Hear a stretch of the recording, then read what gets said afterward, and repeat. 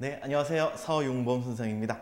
지난 시간에 우리 관동별곡 앞부분 했었죠. 서사부터 본사일까지 관찰사로 부임이 되어 그 자신의 관할 지역에서 정치를 하다가 금강산을 유람했던 부분까지가 지난 시간 수업 내용이었고요. 오늘은 그 뒤를 이어서 본사 2부분부터 시작을 쭉 해서 결사까지 오늘 마무리를 짓도록 하겠습니다. 자, 수업 들어가 보도록 할까요? 우리 지난 시간에 그 산 부분에서는 어떤 모습이 잘 보인다고 했었나요? 그렇죠. 관찰사로서의, 관리로서의 모습, 충신으로서의 모습, 이런 게 잘 보였었죠. 근데 오늘 들어가 이제 바다, 해금강 부분, 외금강 부분에서는 이제 이 자연을 즐기는 자연인으로서의 모습, 그 다음에 신선으로서의 모습, 이런 것들이 잘 드러납니다. 자, 실제로 그런지 이제 오늘 들어가 보도록 하겠습니다. 들어갑시다. 자, 산중을 매양 보랴. 산중이라는데 산속이고요. 매양이라면 늘, 항상 이런 뜻이에요. 산중을 항상 보겠느냐? 아니란 얘기죠. 서리법. 자, 동해로 가자 살아 라고 하는데 가자 살아는 살아 지워버리시면 돼요. 가자 이런 뜻이 되겠습니다. 자, 남녀를 완보하여. 남녀라고 했는데 이건 가마고요. 가마는 가마인데 그 예전 관리들이 행차할 때 타는 뚜껑 없는 가마 있죠. 의자 위에 그냥 앉는 듯한 이런 가마를 남녀라고 얘기를 해요. 남녀를 완보하여. 완보했다는 건 천천히 걷게 한다는 뜻입니다. 천천히 걷게 하여. 걷게 하여. 산용루에 올라하니. 산용루라는 데 루 하면 누각이라는 뜻이고요. 누각이란 곳은 정자는 알고 계시잖아. 지난 시간에 했던 정자. 근데 작은 게 정자였다면 누각은 그보다 규모가 조금 더 커요. 그리고 뭐 물론 옆에 벽이 없는 건 마찬가지인데 뭐 심지어 2층까지 다락 형식으로 된 것도 있습니다. 누각은 조금 더 커요. 자, 산영루란 누각에 올라가니 영롱하다. 반짝반짝 빛나는 게 영롱한 거죠. 영롱한 벽계와 벽계라는 단어는 기억해 주세요. 자주 나옵니다. 벽계수라고 해가지고 시냇물을 뜻해요. 영롱한 시냇물과 수성 온갖 소리로 이런 뜻입니다. 온갖 소리로. 제조, 조자 나는 조자죠. 새조자. 제자는 울제자예요. 그래서 우는 새 이런 뜻이에요. 온갖 소리로 우는 새는 이별을 원하는 듯한데 여기 원한다기 원트 이런 뜻이 아니라 싫어한다는 뜻이에요. 원망하는 듯 이런 뜻입니다. 이별을 원망하는 듯하고요. 정기를 떨치니. 정기라고 했는데 깃발이라는 뜻이고요. 깃발을 떨치니 오색이 넘는 듯해요. 5빛깔의 깃발들을 펄럭이면서 관찰사 행차를 하고 있는 거죠. 고각을 섞어보니. 고각이라는데 요 고는 북이고요. 각은 피리를 뜻해요. 북과 피리를 섞어보니 해운이, 운 하면 구름이죠. 바다 구름이 다 거치는 듯. 이렇게 뭔가 싹 구름이 잔뜩 꼈다가 싹 거치는 듯한 이런 느낌이 드는 거죠. 다음에 명사길 니금 말이. 명사길이라는데 사자가 모래사자예요. 그래서 모래길을 뜻합니다.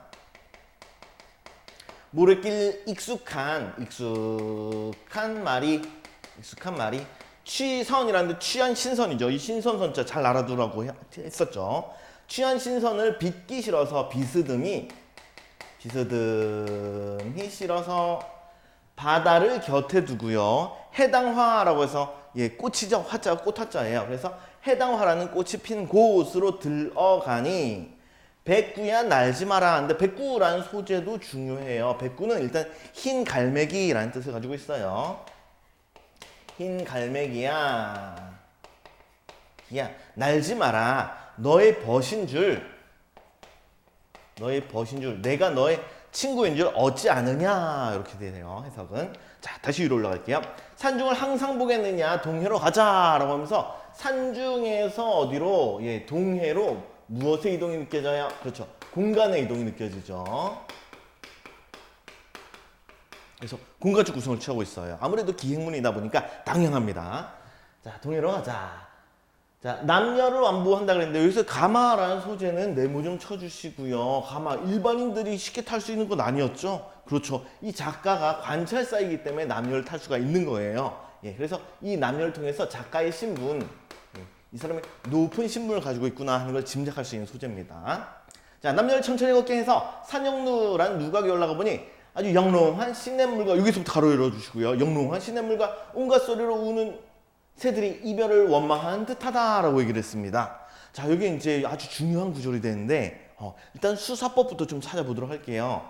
예, 시냇물과 이 새들이 이별을 원망하고 울고 있어요. 예, 이러면 자연물들이 울고 있으니까 사용된 수사법. 그렇죠. 가장 중요한 건 여기 의인법이 사용됐다는 게 가장 중요하고요. 그 다음에 여기 보면은 예, 여기 그 다음에 의인법이 됐다는 게 중요하고 그 다음에 중요한 거 다시 돌아갈게요. 자, 여기 시냇물, 그 다음에 우는 새, 이 둘이 이별을 원망한다고 하는데 정철이 떠난다고 얘들이 슬퍼할 필요가 있나요? 전혀 없죠. 그렇죠. 그러면 이렇게 안타깝고 이게 산을 떠날 때 아쉬운 건 누구의 마음이에요? 그렇죠. 정철 작가의 마음이죠. 그럼 작가의 마음을, 화자의 마음을 이 자연물을 통해다가 이 자연물에 집어 넣어서 표현했죠. 그렇죠. 이렇게 자신의 감정을 자연물에 집어 넣어서 표현했을 때 이럴 때 이 기법을 감정이입이라고 얘기를 해요. 다시 뭐라 한다고요? 예, 감정이입. 예, 잊지 마시고요. 중요합니다. 우리 앞부분 그 본사 부분에서 본사 1부분에서도 감정이입이 나온 적이 있어요. 기억나시나요? 수업 열심히 듣고 열심히 기억하셨으면 기억이 날 텐데. 예. 바로 어디였냐면 망고대, 높을 쉬고 망고대 하는 그런 부분이 있었죠. 그렇죠. 외로울시자 혈망봉.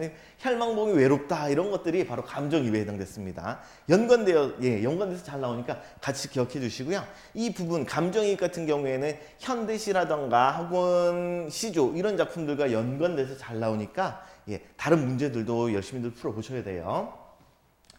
자, 그리고 깃발을 떨치니 오색이 5빛깔. 이제 내려와서 깃발을 들고 이제 쭉 밑에 행차하고 있는 거죠. 그러니까 5빛깔, 뭐 흑백, 청, 황, 녹 이런 색깔들이 넘노는 듯도 하고요. 북피리를 섞어보니 바다의 구름들이 싹 거친 이런 느낌이 들어요. 자, 그럼 여기까지 해서 정서 변화를 좀 생각해 볼게요. 여기 화자가 떠날 때는 산을 떠나니까 조금 아쉬운 마음이 들겠죠. 여기는 아쉬움이라면 1번 아쉬움 할까요? 1번.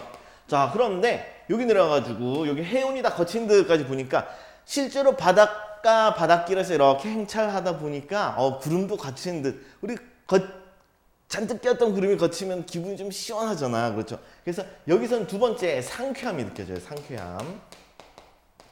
정서 변화가 느껴지죠. 아쉬움에서 상쾌함으로. 그다음에 물에 깨 익숙한 말이 취한 신선을 비스듬히 씻고 가고 있대요. 다시 누구를요? 취한 신선을. 갑자기 취한 신선이 여기 있다고요? 말이 안 되죠. 그렇죠. 그럼 이렇게 술 마시고 말 타고 가고 있는 이 취한 신선은 누구겠어요? 그렇죠. 사실 작가 자신인 거죠. 정철은 바다에 내려오면서 자신을 거의 신선과 동일시를 해요. 그래서 이 부분에서는 자신을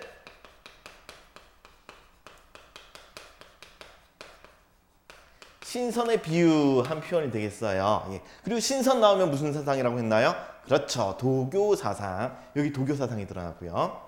자, 어쨌든 술 취한 자신을 비스듬히 씻고요.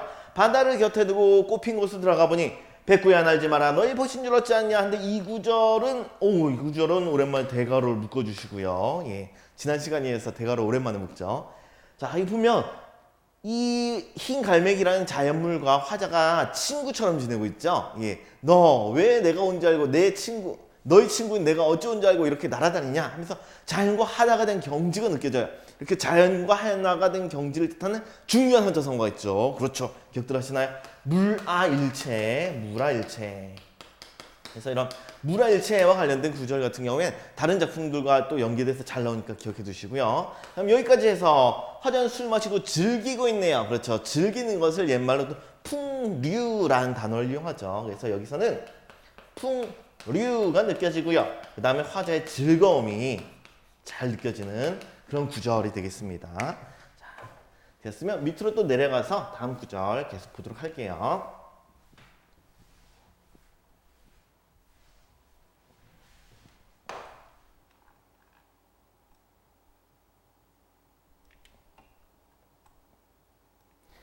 자, 다음 금난굴이라고 나왔는데 이 굴은 진짜 동굴 이름이에요. 금난굴을 돌아 들어가서 총석정에 올라하니 총석정 이런데 정 나왔으니까 정자죠. 이 총석정이란 정자에 오르니 저도 여기 참 가보고 싶은데 갈 수가 없어요.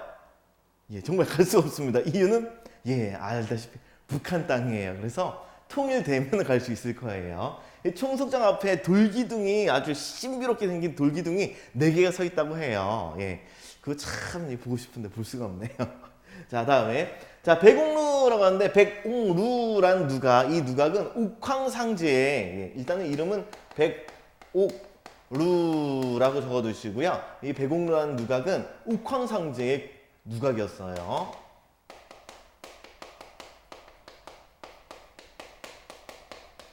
실존하진 않겠죠. 당연히 상상의 그런 공간이고요. 자, 그런데 이 백옥루의 기둥 4개가 다만 넷이 서 있대요. 예, 아까 전에 좀 전에 말씀드렸듯이 총석장 앞에서 이렇게 바라보면 돌기둥 4개 서 있다고 했었죠. 그 돌기둥 이름이 돌기둥 이름이 사선봉이라고 얘기를 해요. 사선봉. 4명의 신선, 4명의 신선들이 머물다 갔다 해가지고 각각 봉우리마다 이 화랑들의 이름이 붙어 있어요. 영랑, 술랑, 남랑, 안상 이렇게 4명의 이름이 각각 붙어 있습니다. 이것만 서 있구나. 이 사선봉을 백옥루의 기둥이라고 표현한 거죠. 공수의 성녀인가 하는데 공수라고 하는데 중국 장인 중에 아주 뛰어난 장인의 이름입니다. 쉽게 얘기하면 장인이에요. 이 장인의 성령 솜씨인가. 귀부로 다담한 거예요. 귀부라고 하는데 귀신의 도끼란 뜻입니다. 귀신의 도끼로 다듬었는가. 구태여 구지육면은 무엇을 상토동고 본떴는가. 본떴돈고. 자, 이렇게 해석이 되겠어요. 자, 이 구절에서 볼 거는 저기 백옥루라고 하는데 이 백옥루의 기둥은 실존하는 기둥이 아니라 그냥 청석정 앞에 있는 4개의 바위 기둥을 뜻한 것이다. 이렇게 알아두시면 되고요. 그 다음에 여기에 대해서 뭐라고 표현하냐면 장인의 솜씨인가 귀신 도끼로 다듬었는가 6명은 도대체 무엇을 본뜨고 있는가 라고 표현하고 있죠. 그럼 우리 이 구절을 통해서 이 사선봉의 모습이 어떻다는 걸 알 수 있어요. 그렇죠. 매우 멋있고요. 그 다음에 신비롭다는 걸 알 수 있죠. 이 사선봉의 신비로움, 아름다움 여기에 대해서 언급을 하고 있어요. 자, 되었으면 이제 간단한 수사법을 볼게요. 여기 보면 수많은 장인들 중에 공수 한 사람을 통해서 장인 전체를 나타냈죠. 이럴 때 부분으로 전체를 나타내는 수사법, 특징으로 전체를 나타내는 수사법, 우리 본사 앞부분에서도 2번이나 있었는데, 그렇죠. 작품에서 앞부분에서 2번 있었죠. 부분으로 전체를 나타내면, 그렇죠. 잘 기억하고 계시겠죠. 대유법, 대유법이 사용됐고요. 다음에 다른 수사법 보면 장인의 솜씨인가 귀신 도끼로 다듬었는가 그런 것 같아를 의문형으로 표현했어요. 그리고 앞부분과 뒷부분 문장 구조도 동일하네요. 의문형으로 표현했으면 그렇죠. 서리법. 그다음에 문장 구조 동일하면 대꾸법. 이렇게 2가지 수사법이 더 있네요. 그리고 굳이 육면은 무엇을 본떴는가? 실제로 바위 모양이 육각 기둥 모양을 취하고 있습니다. 신기하죠? 주상절리라고 하는데 그렇다고 해요. 자세한 건 과학 선생님께 여쭤보시도록 하시고요. 자, 이어서 다음 구절 내려갈게요. 좀 전에 사선봉에 대한 얘기를 했었는데 그 사선에 대한 얘기가 여기 또 등장을 해요. 자, 고성을 난 저만 두고 저만이라고 하는데 저만은 저만큼, 저만치 이런 뜻이에요. 고성을 저만큼 두고 갔단 얘기예요? 안 갔단 얘기예요? 그렇죠. 안 갔어요. 고성은 여정이 아닙니다. 여정 X. 자, 여길 저만큼 두고 3일포를 찾아가니 화자가 간 곳이 찾아가니 여길 찾아간 거죠. 여긴 여정이 맞아요. 자, 3일포라는 곳을 찾아가 보니 단서는 완여하다 하는데 단서, 붉은 글씨라는 뜻을 가지고 있고요. 붉은 글씨. 이 3일포라는 곳에 가면 큰 바위가 있는데 이 바위에 예전에 글이 적혀 있었다고 해요. 뭐라고 적혀 있냐면 영랑도 남석행 이렇게 쓰여 있다 합니다. 영랑도라는 것은 영랑의 무리가 남석으로 가버렸다 이런 뜻이라고 해요. 자, 뭐 어쨌든 이런 글귀가 써 있는데 이런 글씨는 완연해요. 아주 뚜렷한 거죠. 뚜렷하게 확실하게 남아 있는데 사선은 어디 갔는가 하는데 사선이라고 하는데 이 사선들이 영랑도 남석행의 글을 쓴 그런 대상들이에요. 사선, 4명의 신선이라는 뜻인데 원래는 신라 시대에 신라의 4명의 화랑들입니다. 그럼 이 화랑들을 왜 신선이라 불렀냐? 여러분들 화랑들이 무예 수련하러 어디로 다녔어요? 그렇죠. 산, 바다, 강 이런 데로 경치 좋은 곳으로 다녔잖아. 그러다 보니까 마치 신선처럼 이렇게 지냈다라고 해가지고 이들을 신선, 사선이라고 이렇게 특별히 불렀습니다. 어쨌든 되게 유명한 사람들이었나 봐요. 이들이 간 곳마다 이름이 다 붙었어요. 위에 나왔던 사선봉에도 영랑봉, 술랑봉 뭐 이런 식으로 이름이 다 붙어 있었고요. 자, 그리고 좀 내려갈게요. 사선은 어디로 갔는가? 얘들은 어디로 갔을까? 얘 하면 여기라는 뜻이고요. 여기 사흘 머문 후에 한데 사흘이 며칠인가요? 4일이라고요? 아닙니다. 4일 아니고요. 우리 세볼까요? 첫째 날 하루, 그 다음 날 이틀, 그 다음에 사흘, 나흘 이렇게 되는 거죠. 예, 그래서 사흘이라고 하면 3일이라는 뜻이었어요. 여기 3일 머문 후에 어디가 또 머물렀는가? 누가? 사선들이. 선유담, 선유담이라는데 담은 담자가 연못을 뜻해요. 좀 물 웅덩이, 작은 웅덩이가 연못이죠. 다음에 영랑호 하면 호니까 호수를 뜻합니다. 그래서 선유담, 영랑호 거기나 가 있는가? 청간정이라는 정자, 만경대라는 대하면 높은 곳이었죠. 쌓이고 예, 매주 높은 곳. 이 만경대 몇 곳에 앉았던가? 자, 여기까지 또 보겠습니다. 자, 이 네 명의 화랑 중에 한 명이 영랑이었어요. 이 영랑이 썼던, 이 화랑들이 썼던 이 붉은 글씨가 아직도 남아있대요. 신라 시대 때 쓰였던 게 조선 시대까지 남아있다는 얘기는 최소 500년 이상 됐다는 얘기인데, 오, 붉은 글씨 되게 오래됐었네요. 자, 이것은 완연한데 사선들은 어디 갔습니까? 여기 서울 머물렀대요. 여기 며칠 머물렀다고요? 3일 머문 후에 여기 3일 머물렀어요. 이 동네 이름이 뭔데요? 네, 삼일포. 얘들이 되게 유명하다고 했잖아. 그렇죠. 그래서 뭐 요즘으로 따지면 방탄소년단급쯤 됐나 봐요. 그래서 이들이 머물렀기 때문에 삼일포가 됐다고 합니다. 그래서 삼일포의 유래가 잘 드러나고 있고요. 자, 그 선유담이라는데 신선이 넌 연못이다. 신선이 놀았던 연못이다 하는데 선유담인데 이들이 놀았기 때문에 선유담이라는 명칭도 붙었고요. 다음에 아까 전에 영랑도 해서 화랑 중에 한 명 이름이 영랑이었었죠. 그 영랑의 이름을 따가지고 영랑호라고 이렇게 이름이 또 붙었습니다. 정말 유명한 사람들이에요. 자, 거기 나가 있는가? 청간정 만경대 몇 곳에 앉았던가? 라고 하는데 이들이 여길 가지 않았을까 하면서 화자는 이런 것들을 상상하고 추측해보고 있어요. 이 신선들이 간 곳을.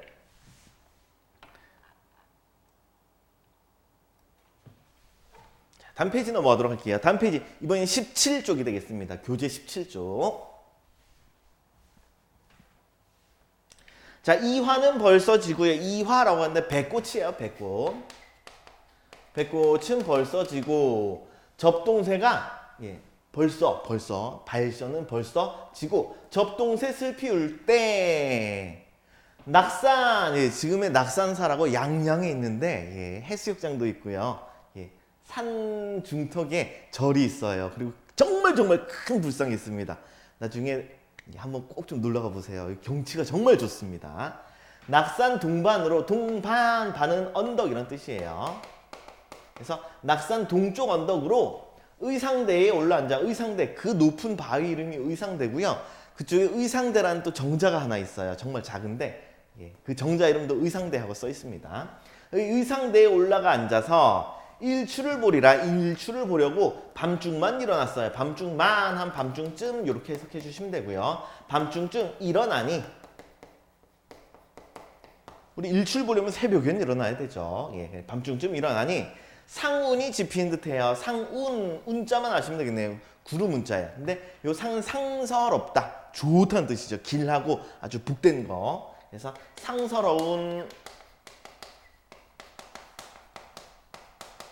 구름이 집히는 듯하고요. 피어난 듯하고요. 육용이, 동 가운데 동은 듯 이런 뜻이에요. 육용이, 여섯 용이 육룡입니다.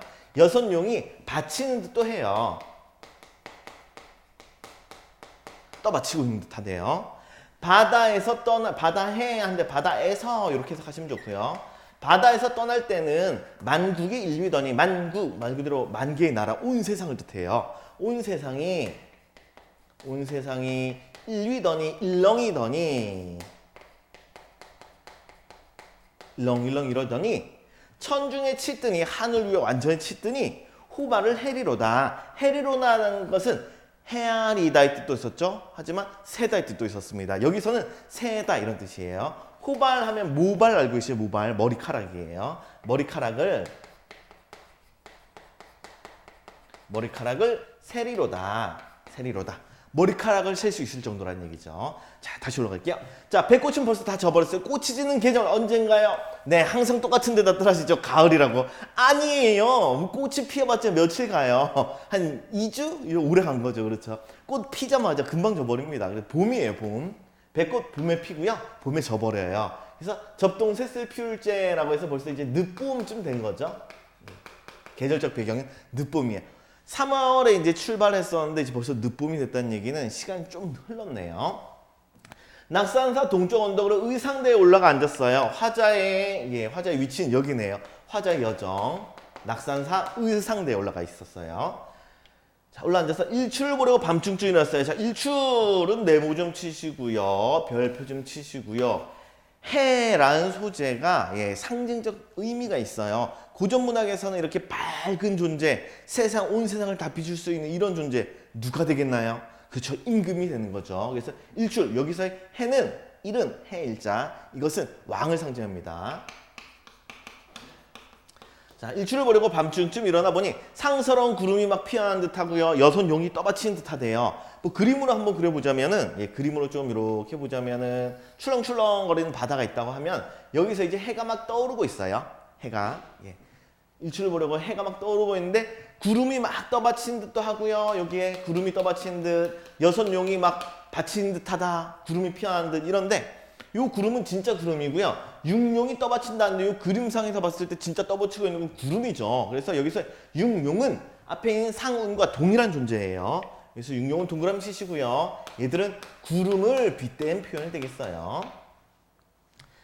자, 다음에 바다에서 떠날 때는 만국이 일렁이더니 바다에서 이제 막 떠나고 있대요. 그래서 여기쯤 떴다고 볼 수 있겠네요. 여기쯤. 우리 해돋이 본 적 있으시죠? 어렸을 때. 해돋이 때 보면은 구름 막 떠오르면 이 바닷가에서 이제 이렇게 잔잔하게 해 그림자가 지잖아. 붉은색으로. 요걸 나타내는 걸로 볼 수가 있습니다. 자, 그래서 일렁일렁 이렇게 했다는 얘기죠. 자, 그랬는데 천중에 치뜨니라고 했으니 이제 완전히 이렇게 떠오른 거예요. 반짝반짝 이렇게 떠오른 이런 상황으로 볼 수가 있습니다.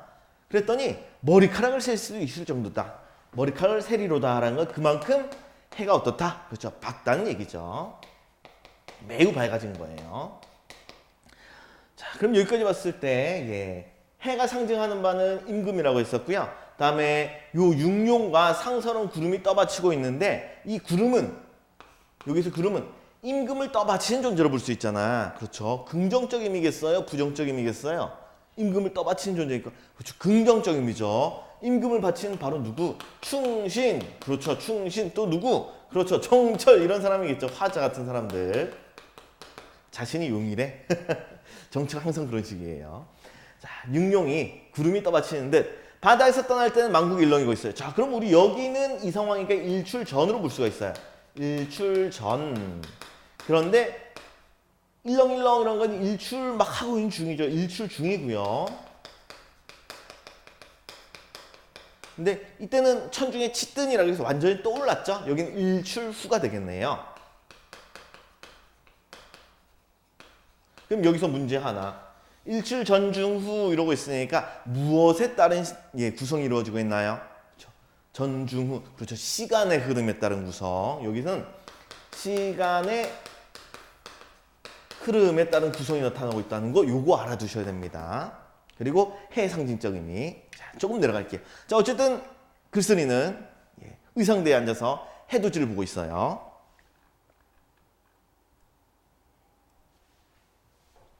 자, 그런 다음에 이걸 보고 한다는 소리가 아마도 열구름 근처에 머물세라 이런 말을 하고 있네요. 아마도 열구름이라는데 여다라는 단어 좀 알아두도록 합시다. 여기 나오는 열구름 할 때 여다는 가다 혹은 살아가다 이런 뜻을 가지고 있어요. 가다 살아가다.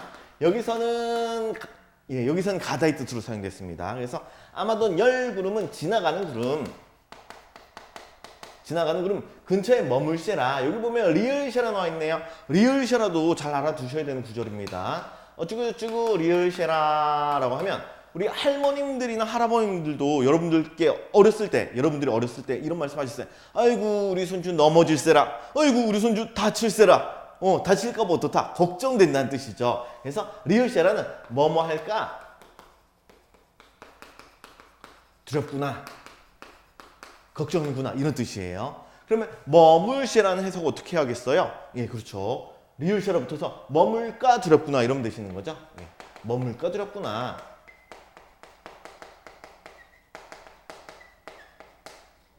그러면 지나가는 구름이 머물까 두렵구나라는 것은 지나가는 구름은 좋은 의미, 나쁜 의미. 그렇죠. 부정적 의미가 되는 거죠. 얘 있으면 안 좋다는 뜻이니까 부정적 의미예요.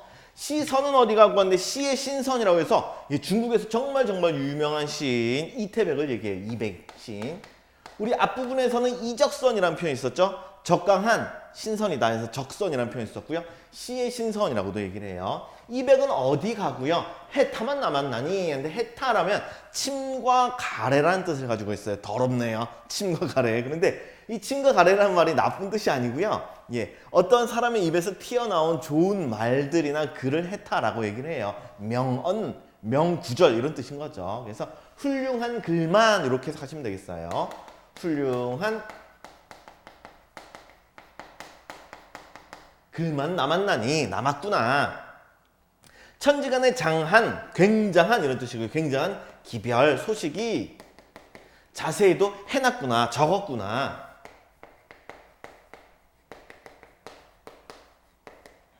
자, 다시 볼게요. 자, 지나가는 구름이 근처에 머물까 두렵구나 라고 했는데 아까 전에 해의 상징적 의미 중요하다고 했었죠. 뭐라고요? 그렇죠. 임금이었습니다. 해를 가리는 구름 같은 존재는 나쁜 존재 누구예요? 그렇죠. 임금을 가로막는 나쁜 신하들, 즉 간신에 해당이 됩니다. 그래서 요 구절이 시조나 이런 작품들과 연관돼서 아주 잘 나오고요. 그 다음에 사미인국과 송미인국에도 보면 이렇게 왕을 가로막는 이런 존재들이 비유적인 소재로 자주 등장을 해요. 그래서 꼭 다른 작품들과 연관돼서 공부를 하셔야 됩니다. 여러분들 나중에 시험 대비 교재 보시면 문제 풀다가 나올 거예요. 예, 그때 보도록 할게요. 자, 그리고 이백은 어디 가고 갑자기 훌륭한 글만 남았다 그러는데 뭐가 훌륭한 글이라는 얘기예요? 바로 위에 구절 얘기하는 겁니다. 그래서 여기 다시 이렇게 가로 좀 묶어주시고요. 이 구절이 바로 이 해타의 내용이에요. 여기서 말하는 이 해타는 바로 이 윗구절 얘기합니다. 즉, 이 말은 아마도 열금 근처에 머물까 두렵구나 라는 말은 정철이 처음 한 말이 아니란 얘기죠. 누가 했던 말? 그렇죠. 이백이 등금릉 봉황대라는 시를 썼어요. 이태백 시인이. 근데 그 시 구절에 보면은 지나가는 구름이 해를 가린다 이런 표현이 나타나거든. 그래서 그 구절을 그대로 인용한 겁니다. 그래서 여기서 이 구절은 정철이 처음 한 말이다 아니다? 아닙니다. 누구의 말을 인용했다고요? 그렇죠. 바로 이백의 시 구절을 이백의 시를 인용한 구절이에요. 그래서 여기다 다시 한번 정리할게요. 이백의 시를 인용한 표현이라는 거. 그래서 여기에 대해서 해타라고 얘기를 한 거였죠. 그래서 요 시 구절 안에 천지간의 굉장한 이야기 이런 내용들이 아주 자세히도 적혀 있다는 얘기입니다. 아예 단락을 좀 내리도록 할게요. 자, 사양현산의 척축을 문이 밟아. 근데 사양이라는 단어가 나와 있어요. 사양은 비스듬할 사자에다가 볕, 양자를 씁니다. 햇볕, 햇빛을 뜻해요. 그래 비스듬히 비치는 햇빛이니까 바로 석양이 되겠죠. 그래서 석양이 비치는 현산이라는 산에 척축꽃이라는데 꽃 이름 중에 척축꽃 무슨 꽃 같아요? 그렇죠. 발음이 철쭉과 유사하죠. 이게 철쭉꽃이에요. 철쭉을 문이 밟아서 문이는 잇따라 계속 이런 뜻이에요. 잇따라 밟아서 꽃을 밟고 갈 수밖에 없는 게 우리 아까 전에 계절적 배경이 뭘로 변했어요? 그렇죠. 늦봄으로 변해버렸죠. 그렇죠. 늦봄이기 때문에 철쭉꽃도 다 떨어졌어요. 그래서 그 떨어진 꽃들을 이제 쭉 밟으면서 가고 있어요. 그다음에 우계지륜이 우자가 깃, 날개를 뜻해요. 그래서 날개 달린 수레 이런 뜻입니다. 날개 달린 수레가 경포로 내려가고 있어요. 그래서 저쪽 양양으로부터 쭉 내려오다 보면 그 다음에 강원도 강릉이 나타나고요. 선생님이 고향이에요. 경포. 집 근처에서 한 20분, 집에서 한 20분 정도 거리 되는데 참 좋죠. 정말 좋습니다. 나중에 대학교 가면은 많이들 놀러 가세요. 친구들이랑 정말 좋아요. 자, 날개 달린 수레가 경포로 내려가니 심리나대는 빙하늘, 빙하는데 빙자는 얼음입니다. 얼음 같은 비단 이런 뜻이에요. 얼음 같은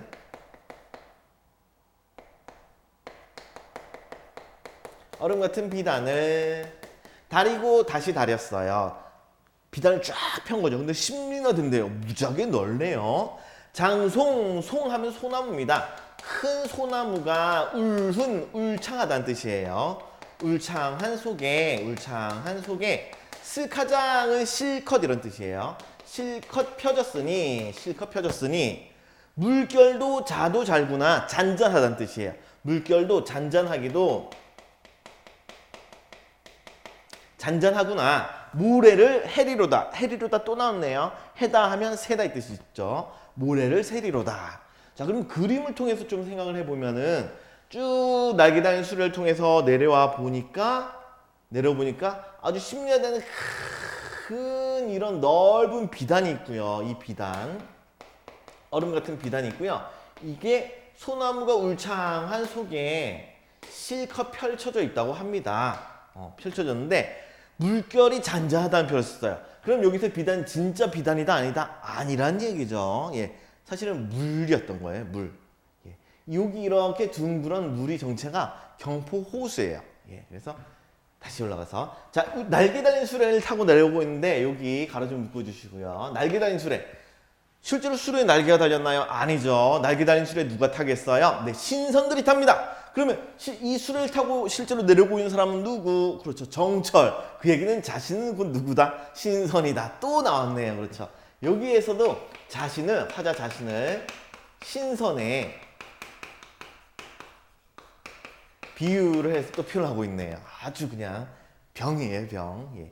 자, 경포로 내가 보니 심리화되는 얼음 같은 비단이 있다 그랬는데 예, 실제 비단이 아니라고 했었죠. 이 심리 빙화는 네모 좀 쳐주시고요. 예, 이것의 정체는 아주 잔잔한 거죠. 아주 잔잔한 경포 호수를 나타내는 거예요. 정말 넓습니다. 뭐 걸어서 한 바퀴 돌기도 좀 힘들고요. 예, 아주 무지하게 자전거 타고는 한 바퀴 도는데 한 30분 남짓 걸리는 거라고 해요. 예. 자, 무지하게 넓습니다. 자, 다리고 다시 달려서 소나무 울창한 속에 실컷 펴졌다 그랬는데 소나무가 정말 많아요. 이 근처 동네 이름 중에 송정이라는 마을도 있어요. 송정. 예, 소나무 숲가 무지하게 많아서 선생님네 아파트 이름도 송 들어가는데 예, 내려가서요. 자, 물결도 잔잔하기도 잔잔하구나. 모래를 세리로다. 모래를 셀 수 있을 만큼 물결이 어떻다는 얘기예요. 그렇죠. 잔잔하다는 얘기죠. 정말 잔잔한 곳이었어요. 조금 더 내릴게요.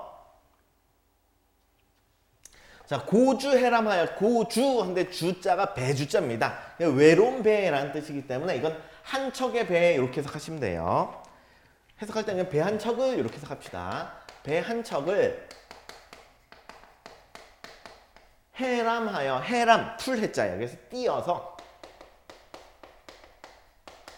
이 호수에다 배 한 척을 띄어서 정자 위에 올라가니 우라고 하는데 위라는 뜻이라고 했었죠. 정자 위에 올라가니 여기 실제로 여기도 작은 섬이 아직도 있고요. 여기에 정자가 아직도 남아 있습니다. 예.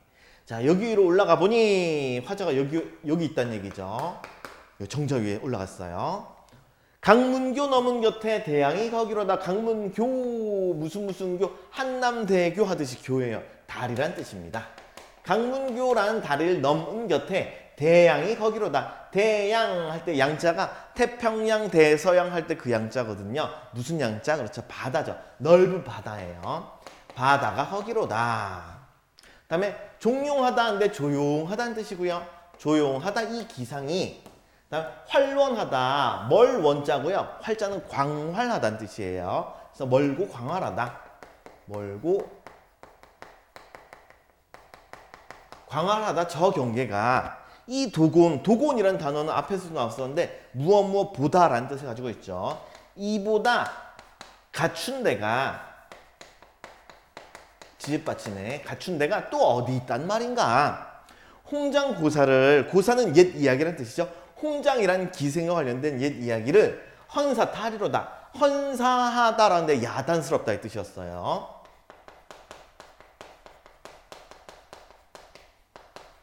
야단스럽다 하리로다. 자, 여기 다시 계속 설명할게요. 배 한 척을 띄어 정자 위에 올라갔습니다. 화자 위치는 정자위라고 했었죠. 강문교 넘은 곁에 대양이 거기로다. 여기 선생님 고향 강릉에 보면 천이, 작은 천이 하나 흘러요. 남대천이라는 천이 흐르고요. 이 남대천의 끝이 바로 동해예요. 여긴 바다. 동해 바다고요. 여기 이 천에서 바다로 이어지는 바로 이 마지막 부분에 다리가 하나 있습니다. 이 다리 이름이 강문교예요. 실존하는 다리입니다. 아직도 있어요. 자, 그래서 강문교 넘은 곁에 강문교를 넘어가면 바로 바다, 대양이 되는 거죠.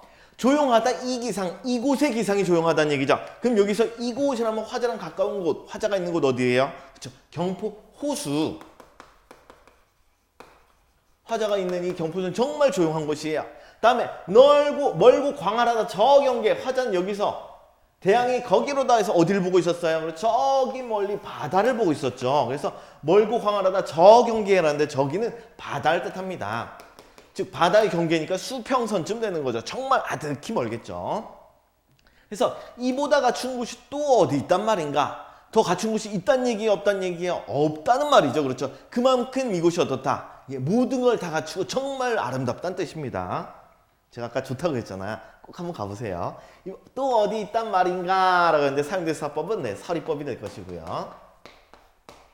홍장고사를 야단스럽다 한다 라고 했는데 홍장이라는 기생과 강릉 감사의 사랑 얘기인데 이게 감사가 임기가 다 돼가지고 강릉 부사가 임기가 다 돼가지고 떠날 때쯤 돼서 이제 홍장이 죽은 척 해가지고 다시 앞에 짠 하고 나타난다는 좀 재미난 이야기가 이 경포 호수에 얽혀 있어요. 재미가 있나? 전 재미가 없는데 어쨌든 간에 좀 시끌벅적한 이런 이야기예요. 그러면 이 홍장고사 이야기를 굳이 꺼냈는데 홍장고사는 이 경포호수에 비해서 어떻다고요? 되게 야단스럽다는 얘기죠. 그러면 이 홍장고사를 인용한 의도, 이 이야기를 인용한 의도는 무엇이냐? 그만큼 경포호수가 어떻다고요? 그렇죠. 원래 정말 조용하다는 얘기죠. 그래서 경포호의 경포호수, 경포호의 조용함을 이 조용함이라는 표현을 쓰면 정말 좋은데 그 한자 단어를 써가지고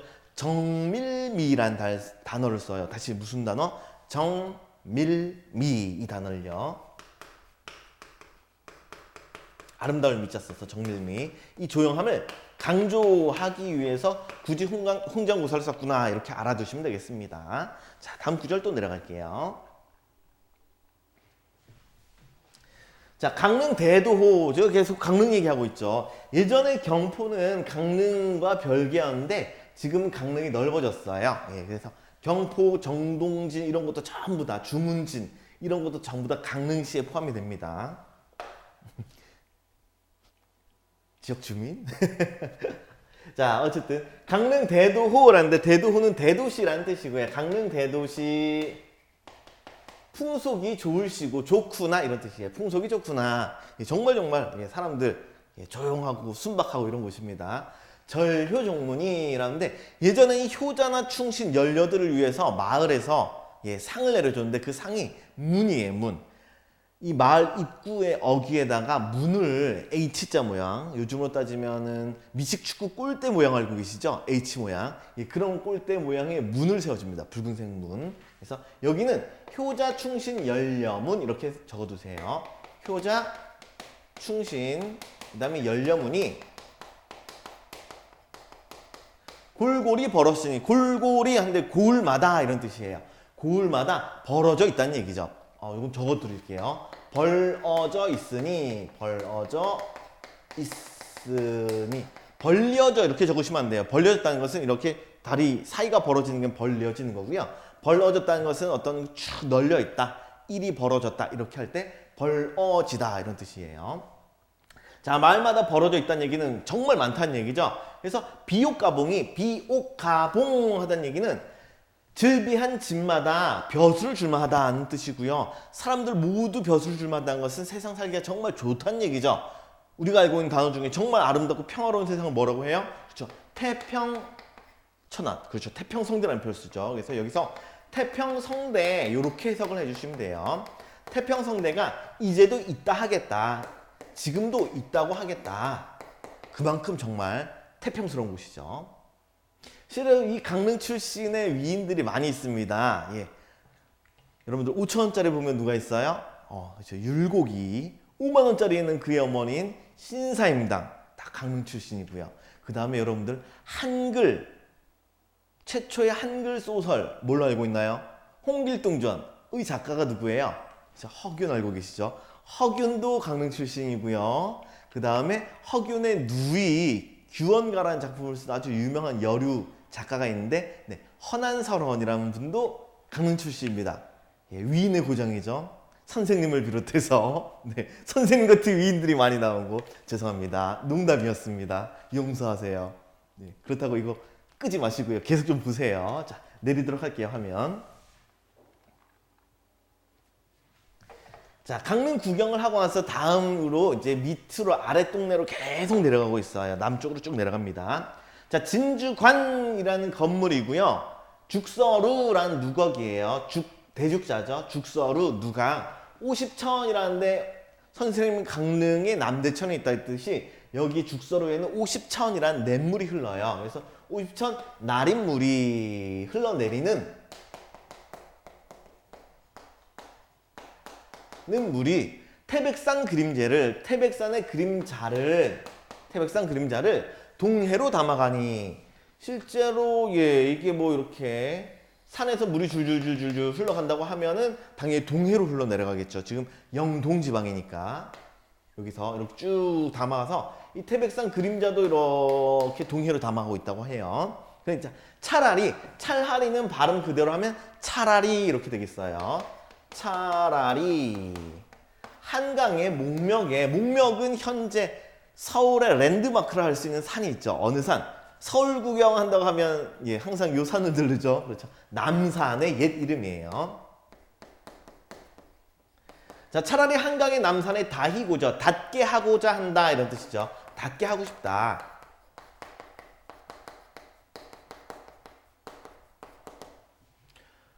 죽서루에서 이 냇물을 보고 있어요. 그런데 이 냇물이 태백산의 아름다운 그림자를 동해로만 담아가는 거야. 그래서 차라리 한강의 남산에 닿게 하고 싶대요. 그러면 우리 이 부분 오랜만에 또 대가로 묶어주시고요. 왕별 치시고요. 중요 구절입니다. 한강 떠올렸지만 한강 떠올렸고요. 남산 떠올렸거든. 둘 다 어디에 있어요? 그렇죠. 한양에 있죠. 한양 생각하면 그 누구 생각이라고요? 그렇죠. 임금 생각. 임금을 그리워하는 마음을 네 글자로 뭐라고 했나요? 복습하셨나요? 대답한 친구들 있겠죠. 그렇죠? 연군지정. 그리워할 연자에 임금 군자에 써서 연군지정이라고 얘기를 했었어요. 예, 기억 꼭 하시라고요. 잊어버리시면 안 됩니다. 자, 또 내릴게요. 자, 왕정이 유한하다 하는데 왕정은 왕이 내린 여정, 그래서 관원의 여정을 뜻해요. 자, 다시 뭐라고요? 왕정은 그렇죠. 관리의 여정. 관리의 여정이 유한하대요. 계속 관찰소로 계속 있을 수가 있나요? 아니죠. 때가 되면은 떠나야 됩니다. 뭐 대통령도 임기가 있고 국회의원도 임기가 있죠. 그게 끝나면 돌아가야 돼요. 관리의 여정이 유한하고 풍경이 못쓸미니, 쓸미다는 건 싫고 밉다는 뜻이고요. 그렇지 못하다는 얘기니까 이게 싫다는 얘기예요? 싫지 않다는 얘기예요? 그렇죠. 싫지 않다 이런 뜻이 되는 거죠. 그래서 풍경이 싫지 않으니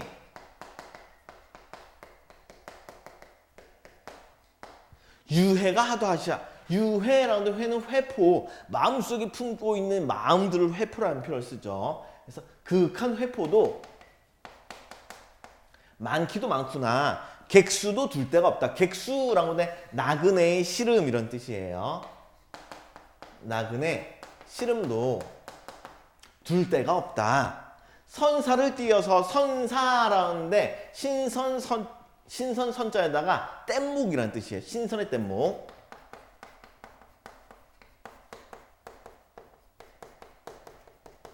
자, 이 신선의 뗏목을 띄어서 두로 향할까? 두우라는데 두는 북두성이고요. 우는 견우성. 다 별들이에요.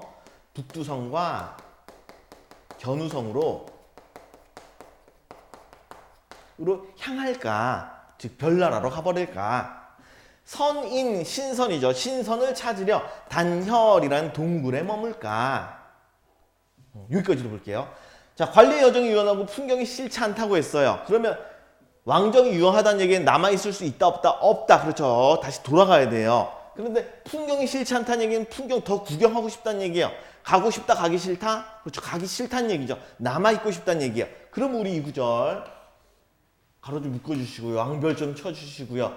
화자는 이 왕정이라는 것과 그 다음에 이 풍경이라는 것, 이 둘 사이에서 무엇을 하고 있나요? 이것과 저것 사이에서 그렇죠. 갈등하고 있죠. 화자의 내적 갈등이 나타나요. 좀 더 구체적으로 보자면 왕정이라는 것은 공적인 거예요? 사적인 거예요? 그렇죠. 공적인 일이죠. 반면에 풍경이라는 것은 공적, 사적, 구경하는 거니까 그렇죠. 사적인 거죠. 그렇죠. 그래서 공적인 일과 사적인 걸 이 사이에서 갈등을 하고 있어요. 그래서 공사의 갈등이라는 표현을 씁니다. 공적인 측면이라는 것은 관리라는 얘기고요. 관리. 그리고 정치가죠. 정치가를 우리 위정자라는 표현을 써요. 위정자. 또 다른 표현으로는 묵민관이라는 표현도 씁니다. 묵민관. 백성들을 다스리는 관리다 해서 묵민관. 사적인 측면은 자연을 즐기는 자연인의 모습이 될 것이고요. 그리고 정철은 자신을 뭘로 생각해요? 네, 그렇죠. 신선. 아, 진짜.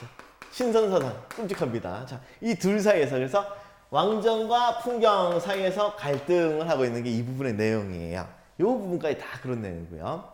회포가 많기도 많구나. 나그네 시름도 둘 데가 없다. 이 나그네 시름 더 구경하고 싶은 시름이다 라고 해서 이 객수도 위에 나온 풍경과 같은 걸로 봅니다. 그래서 왕정과 풍경 사이의 갈등이다. 맞는 표현이고요. 왕정과 객수 사이에서의 갈등이다. 이것도 맞는 표현이 되겠습니다. 둘 중에 아무거나 고르셔도 돼요. 풍경과 객수 중에서. 네. 어쨌든 둘 사이에서 공적인 것과 사적인 것 사이에서 갈등하고 있어요. 자, 둘 데가 없어서 그래서 어디로 가고 싶다. 신선 때 뭘 띄어서 이 신선 세계로 가버릴까. 신선을 찾으려 동굴에 머물까? 라고 근데 결정을 내린 거예요? 못 내린 거예요? 뭐뭐 할까라는 거 그렇죠. 아직 못 내렸습니다. 아직도 화자는 갈등 상태예요. 갈등 중입니다. 아랫부분 내려가서 계속 보도록 할게요. 자, 천근을 못 내보아서 천근, 하늘 천자에다 뿌리 근자죠. 하늘의 뿌리, 즉 하늘의 끝을 의미해요. 하늘의 끝, 인간 세계예요. 신선 세계예요. 그렇죠. 신선 세계가 되는 거죠. 화자는 하늘 너머의 세상을 계속 생각하고 있습니다. 그래서 하늘의 끝 가로 열고 선계라고 합시다. 선계. 신선세계의 줄임말 선계. 자, 이 하늘의 끝을 못 보아서 망양정에 오르니, 옳은 말이 마찬가지로 오르니 이렇게 해석하셔야 돼요. 올라서 하는 말이 아니고요. 그냥 오르니 이렇게 해석하시면 됩니다. 어쨌든 화자는 어디 갔다고요? 망양정이라는 정자에 올랐어요. 화자의 마지막 여정입니다. 여기 끝이에요. 끝. 자, 이 망영정이란 정자에 오르니 바다 밖은 하늘이네 하늘 밖은 무엇인고. 실제로 바다가 있다고 하면 화자가 망영정이란 정자에 올라서 여기 올라서 바다를 보고 있어요. 우리 바다 밖은 뭐가 있어요? 하늘이죠. 근데 하늘 밖의 세계는 뭐가 있습니까? 우리는 알고 있죠. 그렇죠. 우주. 근데 이 당시에는 이 너머 세계에 신선 세계가 있다 믿은 거예요. 그래서 바다 밖은 하늘인데 하늘 밖은 도대체 뭐가 있느냐? 신선 세계에 있지 않을까? 가뜩이나 노한고래, 니라셔라는데 니라셔는 누구라서 이런 뜻이고요. 줄여서 누가 이렇게 해석하시면 돼요. 다시 니라셔 어떻게 해석하라고요? 누가 이렇게 해석해 주시면 돼요. 누가 놀랄 건데 놀라게 했기에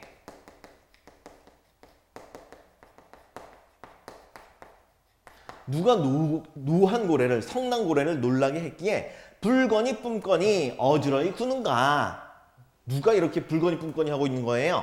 그렇죠. 위에 있는 가뜩이나 노한고래가 그런 거죠. 가뜩이나 노한고래가 막 불고 뿜고 있어요. 화가 나서. 은산을 꺾어내어서 육합에 내리는 듯. 육합이라는데 6방향을 뜻하고요. 전후 좌우 위 아래에서 6방향, 즉 온 세상을 뜻합니다. 온 세상을 뜻하는 표현들이 많이 나와 있었죠. 앞에서도 많이 있었습니다. 육면이라던가 사해라던가 내바다 사해 이런 것들, 만국이라던가 이런 것들이 다 같은 단어예요. 같은 의미를 띠고 있습니다. 온 세상에 내리는 듯 하고요. 즉 은산을 꺾어서 온 세상에 내리는 듯 하고요. 5월 장천에 천 하늘천자죠. 넓은 하늘이죠. 5월 넓은 하늘에 백설은 무슨 일인가? 무사는 무슨 이런 뜻이에요. 무슨 일인가? 백설이 내리고 있대요. 자, 다시 볼게요. 자, 하늘의 끝을 못 봤어요. 화자는 망령정에 올랐습니다. 근데 바다 밖은 하늘이네. 하늘 밖은 도대체 무엇이 있을까 하고 계속 생각해보고 있죠. 여기는 이제 사용된 수사법 좀 찾아보시면 되겠어요.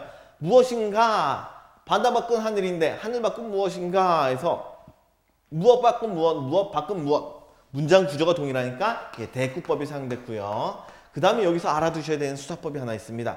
바다 밖은 하늘인데 하늘 밖은 하면서 앞에 말을 다음 말의 시작 구절로 삼아서 계속 이어서 시를 전개하고 있죠. 이렇게 앞말을 다음 말의 시작으로 삼아서 하면 이런 것들을 연쇄법이라고 합니다. 연쇄법.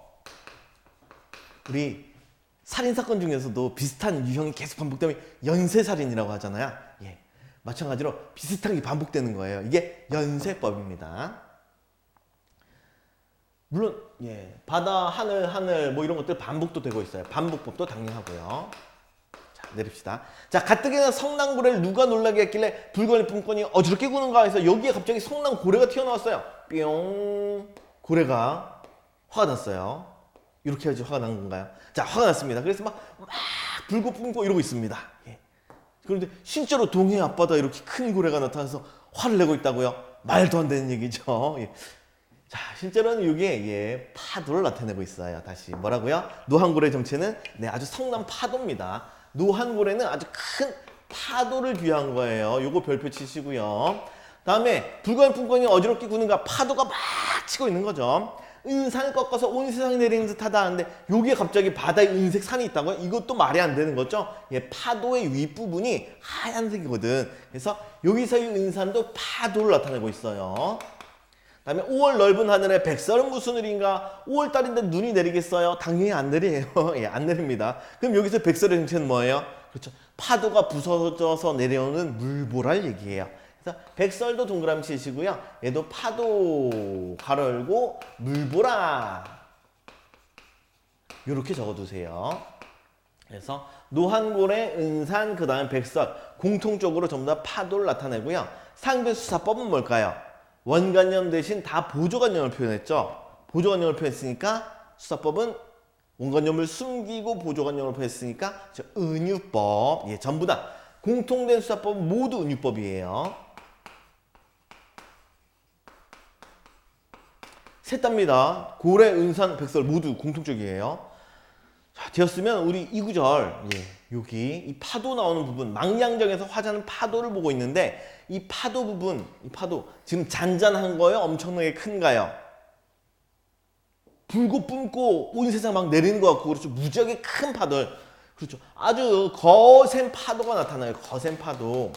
근데 이 거센 파도의 모습은 화자의 속마음과 일치를 해요. 화자의 심리 상태 좀 전에 뭐 하고 있었어요? 그렇죠. 왕정이 유한하고 풍경이 싫지 않다라고 하면서 갈등이 나타났었죠. 그래서 이 거센 파도는 화자의 내적 갈등을 반영하고 있다, 형상화하고 있다 이렇게 볼 수가 있어요. 그러면 파도가 크면 갈등이 큰 거예요. 그럼 파도가 가라앉으면 화자의 갈등도 어떻게 되겠어요? 그렇죠. 점점점 가라앉게 되는 거죠. 뒷부분 넘어가면 그런 내용이 계속 이어집니다. 자, 다음 페이지 또 넘어가서 계속 보도록 할게요. 자, 현재 18쪽이고요. 다음 19쪽 결사입니다. 드디어 결사네요. 결사. 내려가서 기분 좋아졌어. 너무 좋아요. 관동별국이 좀 길잖아요. 진짜로 관동별국 한 편을 쫙 끝내고 나면 금강산을 탄 기분이에요. 막 체력적으로 정말 힘듭니다. 여러분들도 그렇죠. 공부하다 보면. 자, 들어가서 계속 보겠습니다. 적은 더 밤이 들어. 적은 더 해서 적다에 덫이 붙은 말이에요. 그래서 잠시 혹은 잠시 동안, 잠시 후에 이런 뜻을 가지고 있어요. 여긴 잠시 후에 이렇게 해석하시고요. 잠시 후에 밤이 들었어요. 밤이 됐네요. 풍랑이 정하건을, 풍랑이 인다라고 하면 파도가 있는 것을 풍랑이라고 하죠. 물결이나 파도를 풍랑이라고 해요. 그래서 파도가 정하건을, 가라앉건을 파도가 잔잔해졌어요. 그럼 갈등이 어떻게 되겠어요? 그렇죠. 갈등도 잠잠해지겠죠. 부상지척에 부상이라 하면 동쪽 끝 해 뜨는 곳을 의미해요. 해 뜨는 곳 지척에서 지척에 있다면 아주 가까운 곳이에요.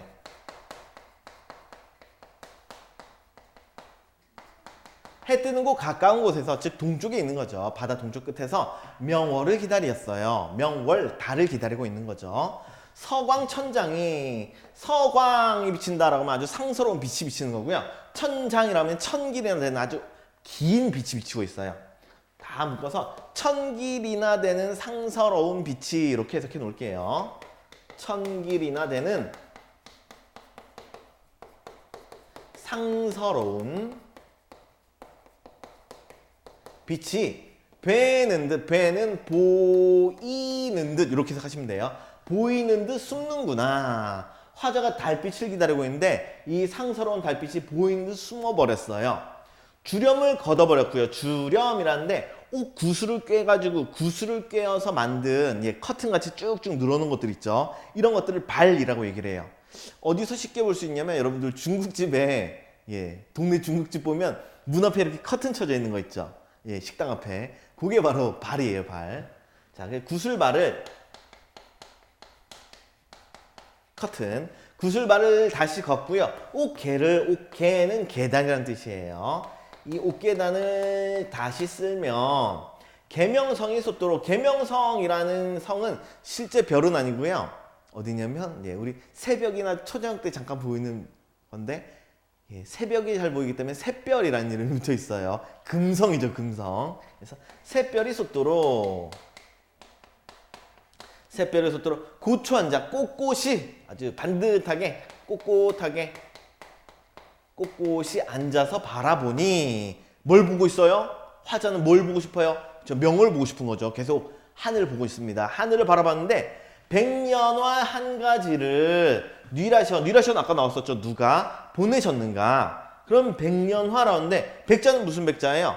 네, 흰 백자입니다. 화자는 무슨 화자? 꽃 화자. 그럼 백년화 뜻 그대로 해석하면 흰 연화 꽃. 그렇죠. 흰 연꽃 이렇게 되는 거죠. 흰 연꽃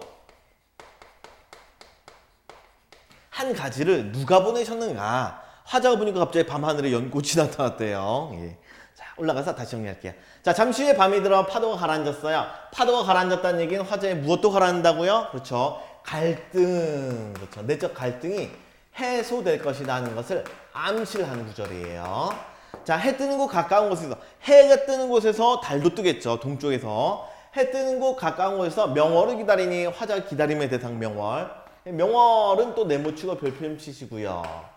우리 낮에 왕을 상징한 소재가 하늘, 그 다음에 해가 있었다면 밤에는 달이 또 임금을 상징할 수가 있어요. 그래서 여기서 명월의 상징적 의미는 임금 이렇게 볼 수가 있어요.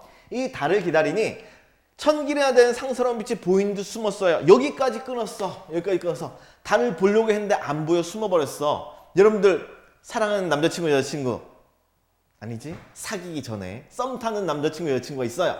근데 잠깐 보였다가 싹 숨어버렸어. 마음이 어때요? 아, 더 보고 싶은데요. 더 보고 싶은데. 아쉽겠죠? 그래서 여기서는 아쉬움이 느껴지고요.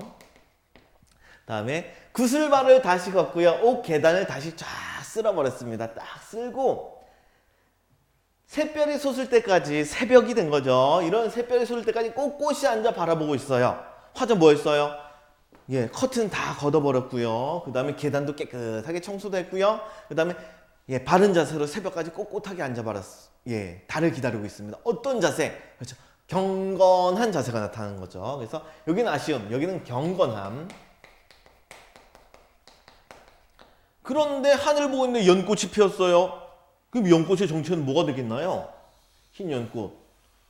실제 하늘에 연꽃이 있을 리는 없잖아. 그렇죠. 무엇이 그렇지? 바로 위에 나온 명월이 되는 거죠. 그렇죠. 그래서 이 흰 연꽃에 원관념을 쓰시오. 원관념을 찾아 쓰시오. 이러면 바로 위에 나와 있는 이 명월 이거 쓰셔야 됩니다. 꼭 명월 쓰세요. 제가 강조하고 있어요. 다시 백년화에 원관념을 쓰라고 하면 뭘 쓸 거예요? 그렇죠. 명월 쓰셔야 됩니다. 임금 쓰면 되는 거예요? 안 되는 거예요? 안 돼요. 임금은 상징적 의미지 원관념이 아니에요. 예. 실제로 화자는 명월을 보고 연꽃에 빗대어서 표현한 겁니다. 그리고 상교수사법은 명월 대신 백년화 연꽃이라는 표현을 썼으니까 상교수사법은 예, 원관념을 숨겼죠. 숨겼으니까 은유법. 자, 그럼 이거 봤을 때 화자가 연꽃을 본 게 아니라 달을 본 거죠. 기다리고 기다리던 달을 봤어. 화자의 마음이 어때요? 엄청나게 좋겠죠. 그렇죠. 아주 반갑겠어요. 기쁘겠죠. 그래서 화제 정서 변화, 아쉬움에서 경건함으로, 경건함에서 다시 반감으로 이렇게 여기도 정서 변화가 느껴집니다. 자, 더 내리도록 하겠습니다. 자, 예쁜 달을 봤어요. 그런 다음에 하는 소리가 자, 일이 좋은 세계 이렇게 일이는 일이 이렇게 이런 뜻이에요. 이렇게 묘훈 나오는데 묘훈은 좋다죠. 뭔 뜻이라고요? 좋다, 굿. 그래서 이렇게 좋은 세계를 이렇게 좋은 세계 남에게 하면 남들에게 이런 뜻이에요. 남에게